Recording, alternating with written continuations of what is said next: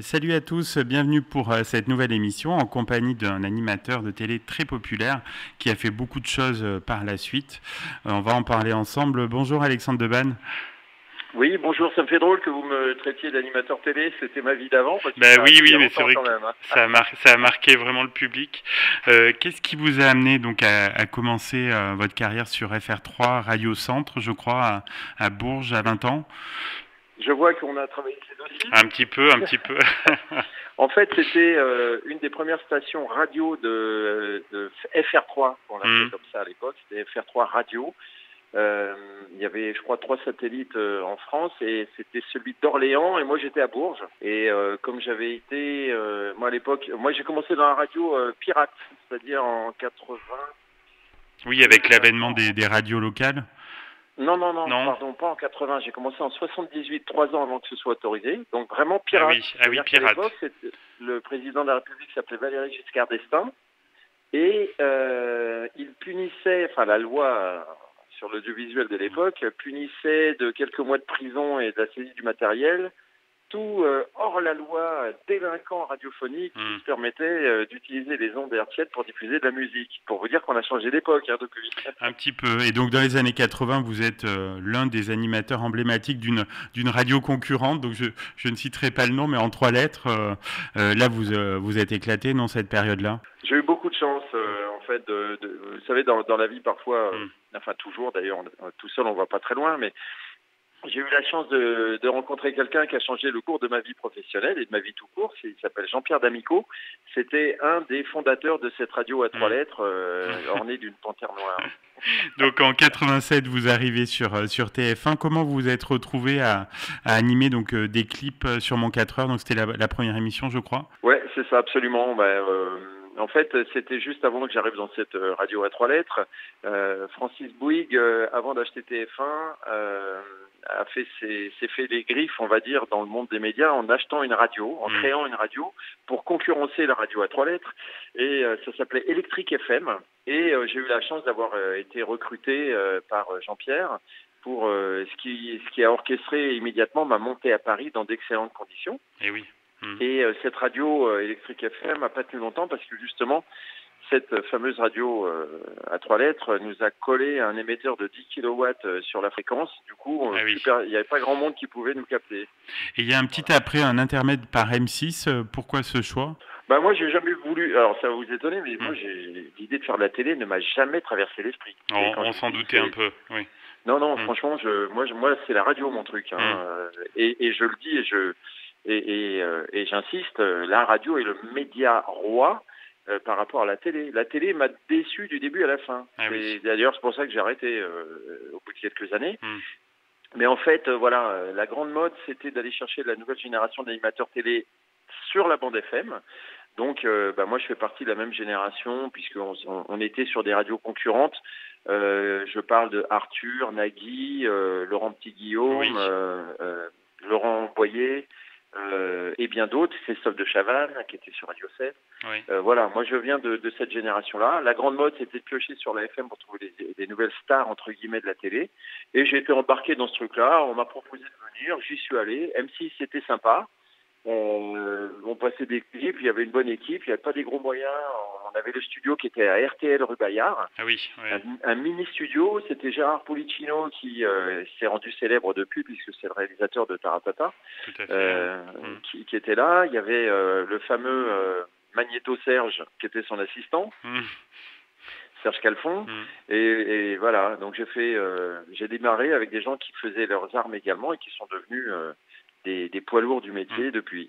Donc au début des années 90, vous revenez sur TF1 et là c'est vos grandes années télévisuelles avec Toute la ville en parle, Vidéogag, La roue de la fortune. Ça reste quand même des bons souvenirs même si vous préférez la radio. Alors, si vous voulez la petite histoire dans la grande, Hmm. j'ai quitté M6 pour TF1 parce que TF1, moi à l'époque, bon, j'ai toujours fait des skis, des sports extrêmes, notamment des Oui. skis de pente raide, voilà, toujours des trucs avec de l'adrénaline. C'était vraiment mon truc, toujours. Et TF1 m'a proposé d'animer, de présenter la reprise de la chasse au trésor que faisait Ah De oui. Dieu le veut. Et donc, évidemment, ni une ni deux, on me propose ça. Mais là, je me suis dit, mais c'est pas possible, j'ai trop de chance, quoi. C'était pour donc, vous, j'ai signé tout de suite. Oui. Bah oui, évidemment, j'ai signé immédiatement. Jean Drucker, le frère de Michel, qui est disparu aujourd'hui, et c'est une vraie perte parce que c'est un mec super, m'avait prévenu. Il m'avait dit, écoute, il était vice-président d'M6. Il m'a dit, écoute, fais gaffe parce que tu risques de te retrouver sur le banc, comme dans les clubs de foot qui achètent des stars et qui les font pas jouer juste pour les enlever de l'équipe concurrence. Oui. Voilà. Et en fait, l'émission promise par TF1 s'est jamais faite et je me suis retrouvé à côté de Bernard Montiel et de son chien à co-animer Vidéo Gag. Donc effectivement, c'est un grand écart à froid, donc ça fait un peu mal parce que je devais être pendu à l'hélicoptère à l'autre bout du monde à faire des trucs pas possibles et je me retrouve à Vidéo Gag en costard avec des cravates Kenzo qui ressemblaient à une nappe d'été. Alors il y a un mauvais souvenir, hein, c'est votre grave accident de moto en juin 96. Et, ça va donner lieu à un changement de vie pour vous. C'est pour ça que je dis, c'est pas forcément un mauvais souvenir. Bon, si, parce que ça a été pénible à traverser, mais ça a été un mal pour un bien. Oui. Puisque la résultante de tout ça, c'est que ça a été une prise de conscience d'une chose, d'une vérité facile à comprendre, mais qui n'apparaît évidente qu'à la moitié de sa vie, normalement. Quand on commence à avoir 50 ans, on se rend compte que finalement, on en a moins devant que derrière. Vous voyez ? Il nous reste moins à vivre que ce qu'on a déjà vécu. Moi, cet accident m'est arrivé à 36 ans et ça m'a juste sauté au visage, ça. Donc, j'avais 14 ans d'avance. C'est génial. Du coup, j'ai quitté la télé, j'ai quitté TF1 alors qu'on me proposait le plateau des desserts, là, de produire mes émissions. Enfin bref, on me proposait de devenir riche et millionnaire comme les autres, mais c'était pas ma vie. J'avais autre chose à faire de ma vie, donc j'ai tout arrêté et j'ai créé. Bon, j'ai fait un peu de théâtre. Je me suis un peu baladé pendant 2-3 ans. Oui, vous êtes consacré à vos passions, quoi. En fait, les voyages, le sport. Voilà. Bon, j'ai repris un peu la télé sur le France 3 Cadox. parce que le Cadox, parce que c'était en fait l'adaptation de l'émission américaine Hollywood Square. Bon, et puis il y a eu une nouvelle directrice des programmes à France 3 qui est arrivée. Bon, c'est des nominations politiques et qui était franchement très désagréable. J'évite sur votre radio de dire des gros mots parce que ça se fait pas, mais croyez-moi, c'est pas des mots qui je manque pas de mots pour la désigner. Donc on va dire qu'elle était vraiment très désagréable et qui m'a jeté dehors en 30 secondes. Dans les années 2000, il y a beaucoup d'exploits en montagne, en jet ski, en karting, en course automobile. Là, vous êtes vraiment le sportif accompli. Non, c'est pas des exploits. Je me suis fait plaisir, c'est différent. Alors, il y a des belles performances. Je me suis rendu compte sur le tard. Vous savez, on a tous des talents. Tout le monde a du talent ou des talents. Tout le monde. La difficulté réside dans le fait de les trouver pendant qu'on est jeune.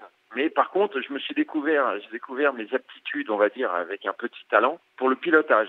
J'ai fait beaucoup de courses de bagnole, j'ai fait les championnats de France de kart, mais je m'y suis mis sur le tard, après 35 ans. Et je me suis posé la question, j'ai failli me dire, je prends cette direction pour être pilote pro.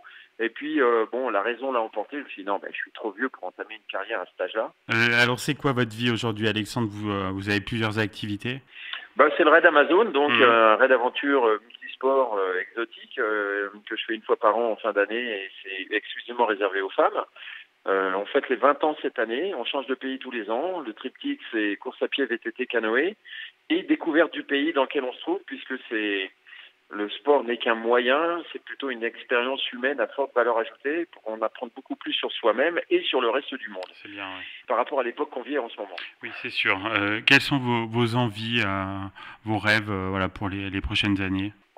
De lever le pied dans ma vie pro, mais pas dans le reste, parce que ça, le pilotage, je le continuerai toujours. Peut-être de refaire de la radio un jour, parce que c'est vraiment quelque chose qui est important dans ma vie, que dès que j'approche un micro, il y a un arc électrique qui se forme. On comprend. Toujours là. Oui, vous êtes bien placé pour me comprendre, puisque vous pratiquez ce sport également. Je pense que la radio doit se réinventer, davantage parler, être intéressante, donner du sens.